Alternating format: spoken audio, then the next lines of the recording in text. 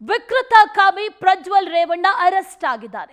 ಇಷ್ಟು ದಿನಗಳ ಕಾಲ ಸುಖಿ ಜೀವನವನ್ನ ಅನುಭವಿಸಿದ್ದ ಈ ಕಾಮಾಂಧನಿಗೆ ಈಗ ಕಷ್ಟ ಕಷ್ಟ. ಎಸ್ಐಟಿ ಕಸ್ಟಡಿಯಲ್ಲಿರುವಂತಹ ಪೊಲೀಸ್ ಸಂಸ್ಥೆ ಪ್ರಜ್ವಲ್ಗೆ ಇನ್ನೂ ಕೂಡ 6 ದಿನ ಎಸ್ಐಟಿ ಟ್ರೀಟ್ಮೆಂಟ್ ಸಿಗಲಿದೆ. ರಾತ್ರಿ ಇಡೀ ಎಸ್ಐಟಿ ಸೆಲ್ನಲ್ಲಿ ನಿದ್ದೆ ಮಾಡಿಲ್ಲ ಪ್ರಜ್ವಲ್. ಎಸ್ಐಟಿ ಕಸ್ಟಡಿಯಲ್ಲಿ ಪ್ರಜ್ವಲ್ ರೇವಣ್ಣ ವಿಲವಿಲ.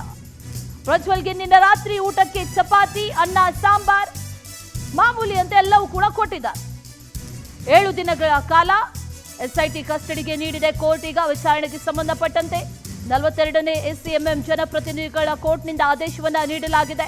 ವಿಕೃತ ಕಾಮಿಗೆ ಎಸ್ಐಟಿ ಅಧಿಕಾರಿಗಳು ಫುಲ್ ಗ್ರಿಲ್ ಈಗಾಗಲೇ ಆರಂಭಿಸಿದ್ದಾರೆ.